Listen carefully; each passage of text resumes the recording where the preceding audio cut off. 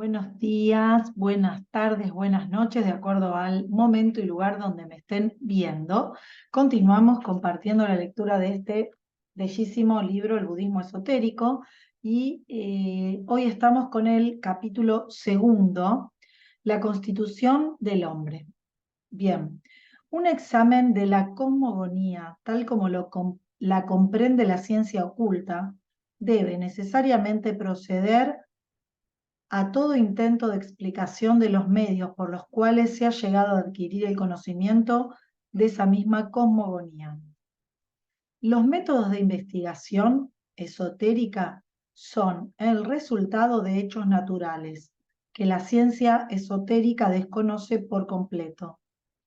Estos hechos naturales están relacionados con el desenvolvimiento prematuro de facultades en los adeptos ocultos, las cuales la humanidad en general no ha desarrollado todavía. Y estas facultades facilitan a su vez a sus poseedores la exploración de los misterios de la naturaleza y la comprobación de las doctrinas esotéricas en la manifestación de su grandioso designio.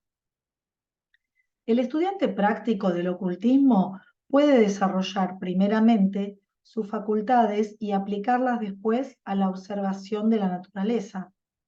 Pero para los lectores occidentales, que solo buscan la comprensión intelectual, debe preceder la consideración de los sentidos internos, que emplea la investigación oculta antes de entrar en la exposición de la teoría de la naturaleza. Por otra parte, el examen de la cosmogonía, tal como es comprendida por la ciencia oculta, solo puede ser ordenada científicamente a costa de que resulte poco inteligible sí, para los lectores europeos. Para empezar, por lo primero, debemos procurar comprender cuál era el estado del universo antes de que se iniciase la evolución en él. Esto no lo descuidan en modo alguno los estudiantes esotéricos. Y más adelante, en el curso de este esbozo, se harán algunas indicaciones concernientes a la opinión que el ocultismo sostiene acerca de los primitivos procesos por los cuales la materia cósmica pasa en su marcha evolucionaria. Pero la ordenada exposición de los procesos más primitivos de la naturaleza llevaría consigo referencias, a la constitución espiritual del hombre, la cual no sería comprendida sin alguna explicación preliminar. La ciencia esotérica reconoce 7 principios distintos en la constitución del hombre. La clasificación difiere de un modo tan absoluto de todo aquello con que los lectores europeos están familiarizados que, naturalmente, se me pedirán las bases en que el ocultismo se apoya para llegar a una evolución semejante. Pero, en razón de las peculiaridades inherentes al asunto, que más adelante serán comprendidas, debo pedir para esta ciencia oriental que doy a conocer cierta atención, por decirlo así, de clase oriental, por lo menos en un principio. Los sistemas oriental y europeo de transmitir los conocimientos difieren por completo. El de Occidente incita y provoca a cada momento el instinto de controversia del que aprende. Es animado a disputar y a resistir a la convicción. Se le prohíbe aceptar ninguna afirmación científica solo por la autoridad. Pari passu, a medida que va adquiriendo conocimiento, debe aprender la manera como se adquiere aquellos, y se le hace opinar que ningún hecho es digno de ser conocido a menos de que conozca al mismo tiempo la manera de probarlo como tal hecho. El método oriental dirige a sus discípulos de un modo completamente distinto. Reconoce la necesidad de probar sus enseñanzas como el Occidente, pero proporciona pruebas de un género por completo diferente. Pone al estudiante en disposición de investigar la naturaleza por sí mismo y de comprobar sus enseñanzas en aquellas regiones en las que la filosofía occidental solo puede penetrar por medio de la especulación y del argumento. Jamás se toma el trabajo de argüir acerca de nada. Dice, el hecho es así y así. He aquí la llave de los conocimientos. Ahora, anda y observa por ti mismo. De este modo, sucede que la enseñanza per se no es nunca nada más que enseñanza por la autoridad. La enseñanza y la prueba no van mano a mano, se siguen una a otra en el orden debido. Otra consecuencia de este método es que la filosofía oriental emplea el sistema que en el occidente ha sido desechado, por buenas razones, como incompatible con nuestra propia senda de desarrollo intelectual. El sistema de raciocinar de lo general a lo particular. Semejante sistema no respondería a la verdad, a los efectos que la ciencia europea se propone generalmente, pero creo que cualquiera que vaya lejos en la presente investigación comprenderá que el sistema de raciocinar desde los detalles de la ciencia a interferencias generales es inaplicable a la cuestión de que se trata. No se pueden comprender detalles en esta rama de conocimientos hasta que adquiramos una idea general del esquema entero de las cosas. Hasta el comunicar esta comprensión general solo por medio del lenguaje es una tarea enorme y nada fácil. El detenerse a cada momento de la exposición con objeto de recoger toda evidencia conducente a probar cada acerto de por sí sería prácticamente imposible. Semejante método acabaría con la paciencia del lector y le impediría deducir, como podrían hacerlo de un tratado más condensado, ese concepto definido respecto de lo que la doctrina esotérica quiere enseñar y el cual me corresponde evocar. Esta reflexión puede sugerir de paso un nuevo punto de vista que tiene íntima conexión con el asunto presente de los sistemas de raciocinio platónico y aristotélico.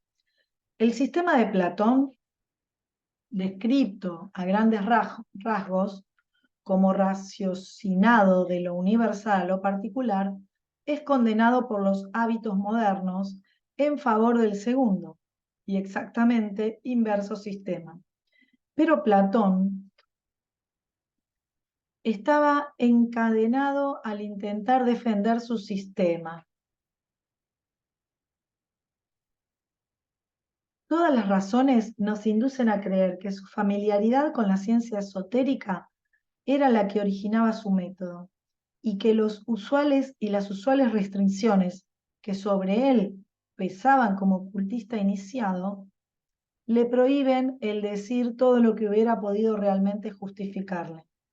Nadie que estudie la ciencia oculta que este volumen contiene y que luego eche una ojeada sobre cualquier resumen concienzudo del sistema de Platón, dejará de encontrar correspondencias a cada paso. Los más elevados principios de la serie que constituyen al hombre no están completamente desenvueltos en la humanidad que conocemos, pero un hombre completo o perfecto se resolvería en los elementos siguientes. Para facilitar la aplicación de estas explicaciones a los escritos ordinarios esotéricos budistas, se dan también los nombres sánscritos de estos principios, así como los términos apropiados en nuestro lenguaje. Y acá nombra los 7 principios del hombre. Y dice, 1, el cuerpo. Y lo compara con el nombre budista oriental, que le llaman rupa. 2, vitalidad. Y el nombre es prana o giva. 3, cuerpo astral, y el nombre oriental es Linga Yanira. 4, alma animal, y el otro nombre es Kama Rupa. El 5, alma humana, y se llama Manas. El 6, alma espiritual, que es Buddhi. Y el 7, espíritu, que es Atma. Cuando estos conceptos tan trascendentes como algunos de los incluidos en este análisis se exponen en forma tabular, sufren, al parecer, cierta degradación contra la que debemos estar siempre en guardia, al tratar de comprender con claridad lo que se quiere significar. En verdad, sería imposible aún para el más hábil profesor de ciencia oculta el exhibir cada uno de estos principios separada y distintamente de los demás, como se hace con los elementos físicos de un cuerpo compuesto al separarlos por medio del análisis y conservarlos independientemente unos de otros. Los elementos de un cuerpo físico están todos en el mismo plano de materia, pero los elementos del hombre residen en planos muy diversos. Los gases más sutiles que puedan entrar en la composición química del cuerpo del hombre hállanse todavía relativamente al menos casi en el nivel más material de todos. El segundo principio, que por su misión con la materia grosera la cambia de lo que nosotros generalmente llamamos inorgánica y que podría con más propiedad ser llamada fuerte en materia viviente, es desde luego un algo muy distinto de la materia más sutil que conocemos. Es pues el segundo principio, y está hablando de la vitalidad, ¿no? El segundo principio, algo a lo cual podamos nosotros llamar con razón materia. La cuestión nos conduce así al principio mismo de esta investigación, al fondo de la sutil discusión metafísica acerca de si la fuerza y la materia son diferentes o idénticas. Basta por el momento asentar que la ciencia oculta las mira como idénticas y que no considera ningún principio en la naturaleza como completamente inmaterial. De este modo, aunque ningún concepto del universo, del destino del hombre o de la naturaleza en general puede ser más espiritual que los de la ciencia oculta, esta ciencia está completamente libre de lógico error, de atribuir resultados materiales a causas inmateriales. La doctrina esotérica es, por lo tanto, en realidad, el eslabón que falta entre el materialismo y la espiritualidad. Y este párrafo que voy a leer lo tengo marcado, así que quiere decir que un párrafo que me llamó la atención, presten atención.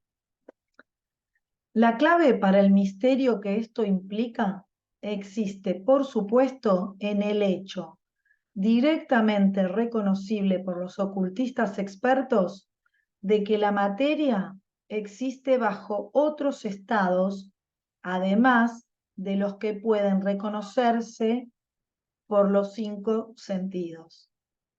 El segundo principio del hombre, la vitalidad, consiste, por lo tanto, en la materia en su aspecto como fuerza, y su afinidad para con el estado más grosero de la materia es tan grande que no puede ser separada de cualquier partícula o masa de la misma, como no sea por instantánea traslación a alguna otra masa o partícula. Cuando el cuerpo del hombre muere por el abandono de sus principios superiores que le habían convertido en una realidad viviente, el segundo, o sea, el principio de vida, no constituye ya más una unidad por sí misma. Es todavía inherente, sin embargo, a las partículas del cuerpo, a medida que éste se descompone, uniéndose a otros organismos a los cuales el mismo proceso de descomposición da origen. Entiérrese el cuerpo en la tierra y su Shiva se unirá por sí misma a la vegetación, que en la superficie brota a las formas animales inferiores que de su sustancia se desenvuelven. Quemes el cuerpo y el indestructible Shiva vuela no menos instantáneamente al planeta mismo del cual fue originalmente tomada, entrando en alguna nueva combinación que sus afinidades determinarán. El cuerpo astral, está hablando del tercer principio, o Liga Sharira, compone el tercer principio, que es un duplicado etéreo del cuerpo físico, su diseño original. Él es quien guía a Shiva en su trabajo sobre las partículas físicas y es causa de que ésta construya la forma que aquellas asumen. Vitalizado él mismo por los principios más elevados, su unidad es únicamente conservada por la unión de todo el grupo. A la muerte permanece desencarnado durante un breve período y bajo condiciones anormales puede hasta ser temporalmente visible para algunas personas. Bajo tales condiciones es tomado por supuesto por el espectro de la persona difunta. Las apariciones espectrales pueden algunas veces ser ocasionadas por otras causas, pero cuando el tercer principio se presenta como un fenómeno visible, es una mera agregación de moléculas en un estado particular que carece de toda especie de vida o de conciencia. Ya no es un ser, como no lo es cualquier nube suspendida en el espacio que casualmente tome la semejanza de algún animal. Hablando en términos generales, el Linga Sharira, o sea, el cuerpo astral, jamás abandonará al cuerpo, excepto a la muerte, ni se apartará muy lejos del mismo en este caso. Cuando es visto, lo cual solo puede suceder raras veces, únicamente será percibido cerca del lugar en donde el cuerpo físico todavía permanece. En algunos y muy peculiares casos de mediunismo, puede durante un corto tiempo salir del cuerpo físico y ser visible cerca de éste, pero el medium en tales ocasiones permanece durante todo el tiempo en peligro inminente de perder la vida. El perturbar inconscientemente las condiciones bajo las cuales el Linga Sharira, o sea, el cuerpo astral, se ha puesto en libertad, puede impedir su vuelta. O sea, no hay que perturbarlo. En este caso, el segundo principio pronto cesaría de animar al cuerpo físico como una unidad y la muerte sería la consecuencia. Hace ya unos años, mientras indicios y fragmentos de ciencia oculta han estado difundiéndose por el mundo, la expresión cuerpo astral ha sido aplicada a una cierta semblanza de la forma humana plenamente habitada por sus más elevados principios, la cual puede lanzarse a cualquier distancia del cuerpo físico, proyectada conscientemente y con intención precisa por un adepto viviente, o inconscientemente por medio de la aplicación accidental de ciertas fuerzas mentales a sus principios poco coherentes por algunas personas, personas en el momento de la muerte. Para el uso ordinario, no existe inconveniente práctico en el empleo de la expresión cuerpo astral para la apariencia así proyectada. A la verdad, cualquier expresión más estrictamente precisa, como se verá pronto, sería embarazosa y debemos usar la frase en ambas significaciones. No es necesario que ninguna confusión se origine, pero estrictamente hablando, el Linga Sharira, o sea, el cuerpo astral, o tercer principio, es el cuerpo astral y no puede ser enviado al exterior como vehículo de los principios superiores. Los tres principios inferiores, como se ve, pertenecen a la tierra, es decir, serían cuerpo, vitalidad y cuerpo astral. El cuerpo sería el físico, la vitalidad y el cuerpo astral. Pertenecen a la tierra, perecederos por su naturaleza, como una entidad aislada, aunque indestructible respecto a sus moléculas y en absoluto desasociados del hombre a su muerte. Bien. El cuarto principio es el primero de los que pertenece a la naturaleza superior. La denominación sánscrita Kama Rupa es con frecuencia traducida como cuerpo de deseo, lo cual parece más bien una expresión confusa y poco precisa. Quizás vehículo de la voluntad sería una traducción más exacta en lo que se refiere más al sentido que a las palabras, pero el nombre, ya adoptado anteriormente, alma animal, sugiere una idea más exacta. En el Theosophy de octubre de 1881, cuando se publicaron las primeras indicaciones acerca de la constitución septenaria del hombre, se llamaba al quinto principio alma animal, para diferenciarlo del sexto o alma espiritual. Pero aunque esta nomenclatura era suficiente para marcar la distinción requerida, degradaba al quinto principio, el cual es esencialmente el principio humano. Claro, porque el cuarto, quinto y sexto, el cuarto es alma animal, el quinto alma humana y el sexto alma espiritual. Aunque la humanidad es animal en su naturaleza, si se la compara con el espíritu en todos sus demás aspectos, hállase por encima de la creación propiamente animal. Claro. Propiamente animal. Introduciendo un nuevo nombre para el quinto principio, hacemos retroceder la denominación alma animal a su lugar debido. Este arreglo no está en oposición, después de todo, con las apreciaciones de la manera como el cuarto principio, con la apreciación de la manera en como el cuarto principio es el asiento de aquella voluntad o deseo a que el nombre sánscrito se refiere. Por otra parte, el Kama Rupa es el alma animal, el principio más desarrollado de los brutos, susceptible de evolucionar y de convertirse en algo más elevado, por su unión con el creciente quinto principio en el hombre, pero de todos modos el alma animal de la que ningún hombre carece, es el asiento de todos los deseos animales y una potente fuerza en el cuerpo humano, obrando, por así decirlo, lo mismo hacia arriba que hacia abajo y capaz de influir en el quinto principio para objetos prácticos, lo mismo que de ser influida por él para su dominio y perfeccionamiento. Creo que cada uno de estos capítulos, ahora todavía falta, merece casi como ser estudiado en sí mismo el capítulo, ¿no? Porque contiene tanta información que, es fuerte. El quinto principio, alma humana o manas, como se le describe en sánscrito, en uno de sus aspectos, es el asiento de la razón y de la memoria.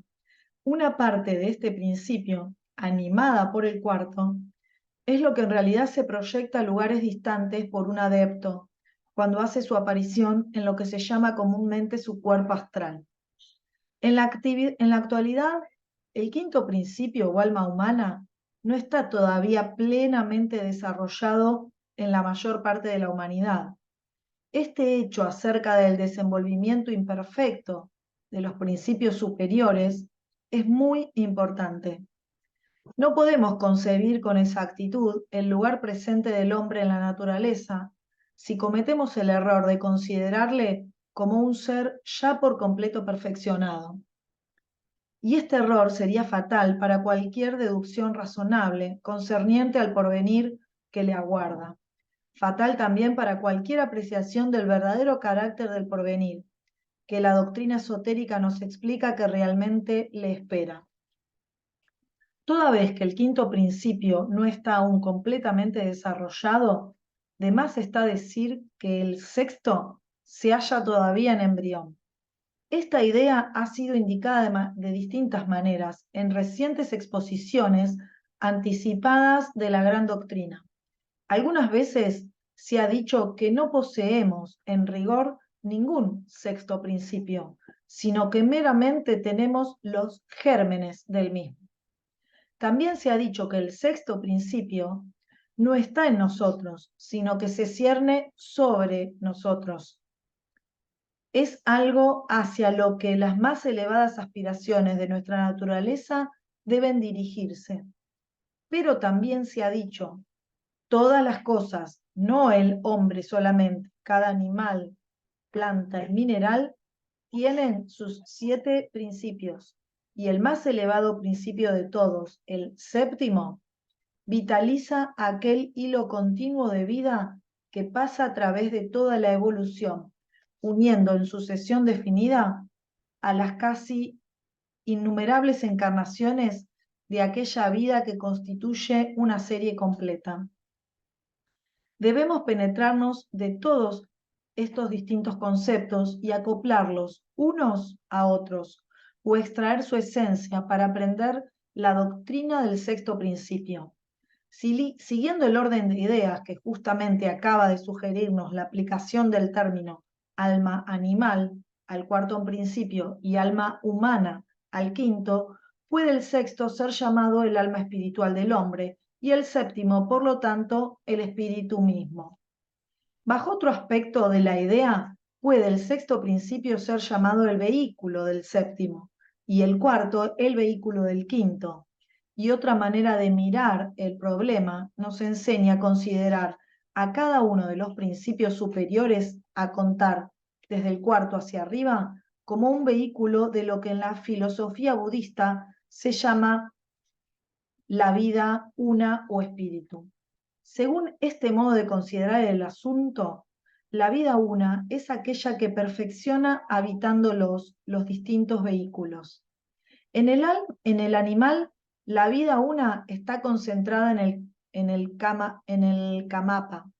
En el hombre empieza del mismo modo a penetrar el quinto principio. En el hombre perfeccionado penetra el sexto, y cuando penetra el séptimo, cesa el hombre de ser hombre y alcanza una condición de existencia por completo superior.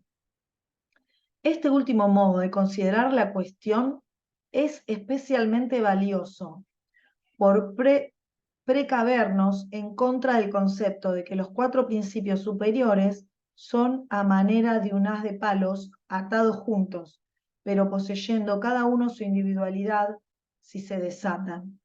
Ni el alma animal sola, ni el alma espiritual poseen ninguna individualidad después de todo. Pero por otra parte, el quinto principio no podría separarse de los otros de tal modo que conservase su individualidad, al paso que los otros 2 principios quedaban inconscientes. Se ha dicho que hasta los principios más sutiles son materiales y moleculares en su constitución, aunque compuestos por un orden de materia mucho más elevado de lo que pueden apreciar los sentidos físicos. Por lo tanto, son separables y el mismo sexto principio puede imaginarse como divorciándose de su vecino inferior. Pero en este estado de separación y en el grado presente de desarrollo de la humanidad, podría en semejante circunstancia simplemente reencarnarse y desarrollar un nuevo quinto principio. Y el quinto principio, vamos a recordar, es el alma humana. Podría en semejantes circunstancias simplemente reencarnarse y desarrollar un nuevo quinto principio por contacto con un organismo humano. En semejante caso, el quinto principio se apoyaría y confundiría en el cuarto y sería degradado en proporción. Y a pesar de todo, este quinto principio, que no puede permanecer solo, es lo que constituye la personalidad del hombre, y su flor, en unión con el sexto, su continua individualidad a través de las vidas sucesivas. Las circunstancias y atracciones bajo de cuya influencia los principios se dividen y la manera como la conciencia del hombre obra en los mismos será objeto de discusión más adelante. Mientras tanto, se comprenderá mejor el aspecto general de la cuestión ocupándonos primero de los procesos de evolución por medio de los cuales se han desarrollado los principios del hombre, que no continuando el proceso de investigación iniciado en las líneas anteriores. Y ahora vienen 2 paginitas cortas, 1 página y media, digamos, de anotaciones, que es una especie de a veces de aclaración. ¿Alguna objeción se ha lanzado contra el método bajo el que la doctrina esotérica es presentada al lector en este libro, fundándose en que es materialista? Dudo yo que por cualquier otro procedimiento las ideas de que trata pudieran ser puestas al alcance de la inteligencia, pero es fácil, una vez comprendidas, traducirlas a los términos propios del idealismo. Los principios superiores podrán considerarse mejor como otros tantos estados diferentes del ego, cuando los atributos de esos estados hayan sido separadamente considerados como principios sometidos a la evolución. Pero será conveniente que nos detengamos algo en el aspecto de la constitución humana que presenta la conciencia de la entidad emigrando sucesivamente a través de los distintos grados de desenvolvimiento que los diferentes principios representan. En la evolución más elevada, de la cual tenemos que ocuparnos ahora, la del Mahatma perfecto, se ha asegurado algunas veces en las enseñanzas ocultas que la conciencia del ego ha adquirido el poder de residir por completo en el sexto principio, es decir, en el alma espiritual. Pero sería una manera errónea de considerar el asunto, además de grosera, el suponer que el Mahatma ha desechado por completo, a manera de inútiles envolturas, al cuarto y al quinto principios, es decir, al alma animal y al alma humana, en los cuales su conciencia puede haber residido durante anteriores estados de su evolución. La entidad que era antes el cuarto o quinto principio ha llegado ahora a ser diferente en sus atributos y a quedar divorciada por completo de ciertas tendencias o disposiciones, y es, por lo tanto, un sexto principio. El cambio puede ser descrito en términos más generales como una emancipación de la naturaleza del adepto, de la servidumbre de suyo inferior, de los deseos de la vida terrena ordinaria y hasta de la limitación de los afectos, porque el ego, que está por completo consciente de su sexto principio, ha realizado su unidad con los egos de todo el género humano en el plano superior, y no puede ya ser atraído por los lazos de la simpatía más hacia uno que a otro. Es decir, acá se logra la unidad. Por eso dice que no se reconoce en los otros principios. Ha logrado aquel amor hacia la humanidad, considerada como un todo, que trasciende el amor de Maya, o ilusión, sería la vida terrenal, que constituye la criatura humana y es causa del sentimiento de separación del ser limitado en los planos inferiores de la evolución. No es que él haya perdido, no es que él haya perdido su cuarto y quinto principio, sino que estos, a su vez, han alcanzado el Mahatmado, del mismo modo como el alma animal del reino inferior, al alcanzar la humanidad, ha florecido en el quinto estado. Aquella consideración nos ayudará a comprender con mayor precisión el paso de los seres humanos ordinarios a través de las largas series de encarnaciones en el plano humano. Una vez que ha penetrado del todo en aquel plano de existencia, la conciencia del hombre primitivo va gradualmente adquiriendo los atributos del quinto principio. Pero el ego, en los primeros tiempos, es un centro de actividad mental, trabajando principalmente con impulsos y deseos pertenecientes al cuarto grado de evolución. Relámpagos de la razón superior humana le iluminan a intervalos en un principio, pero por grados el hombre más intelectual alcanza la plena posesión de aquella.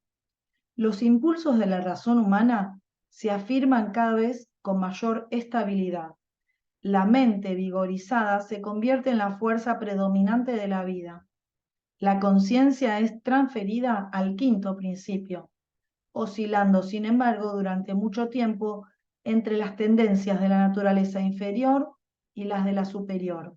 Esto es, durante varios periodos de evolución y varios centenares de vida, purificando y exaltando así gradualmente al ego.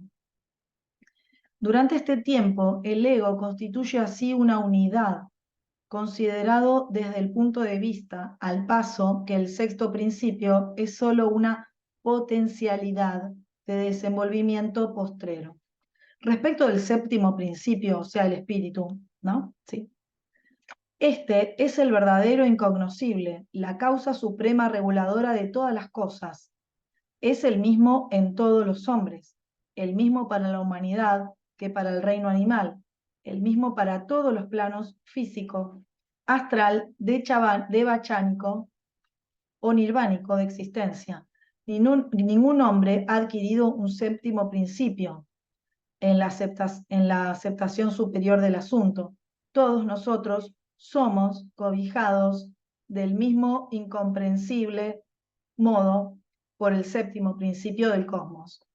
¿Cómo se armoniza esta manera de considerar el asunto con la afirmación hecha en el capítulo anterior de que, en cierto sentido, los principios son separables y que hasta pueden imaginarse al sexto como divorciándose de su próximo e inferior vecino y desarrollando por reencarnación un nuevo quinto principio por medio del contacto con un organismo humano?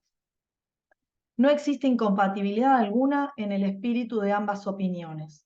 El séptimo principio es uno e indivisible de toda la naturaleza, pero por su medio existe una misteriosa persistencia de ciertos impulsos de vida, los cuales constituyen así hilos en que sucesivas existencias pueden estar engarzadas. Semejante impulso de vida no expira ni aun en el caso extraordinario opuesto en que un ego, por él proyectado y desarrollado hasta cierto punto, se desprenda de él en absoluto y como un todo completo.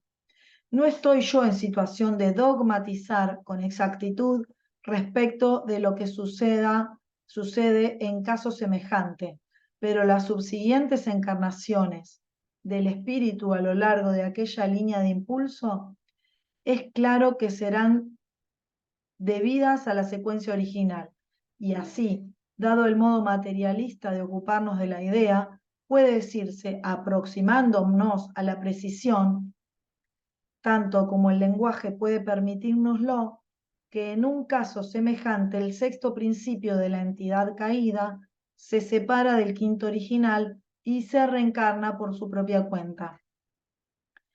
Y el último párrafo, pero no es necesario que nos ocupemos con gran extensión de estos procesos anormales. La evolución normal es el problema que primero tenemos que resolver. Y mientras que la consideración de los 7 principios como tales es, a mi juicio, el método más instructivo por el cual puede tratarse el problema, conviene tener siempre presente que el ego es una unidad que progresa a través de varias esferas o estados de existencia, sufriendo cambios, crecimiento y purificación durante el curso de su evolución. O sea, una conciencia que reside en este, en aquel o en el otro de los atributos potenciales de una entidad humana. Uf, cuánto para reflexionar, cuánto para reflexionar. Bueno, muchísimas gracias por compartir conmigo este capítulo maravilloso y nos vemos en el próximo encuentro compartiendo el capítulo tercero. Chau, chau, que tengan una excelente jornada.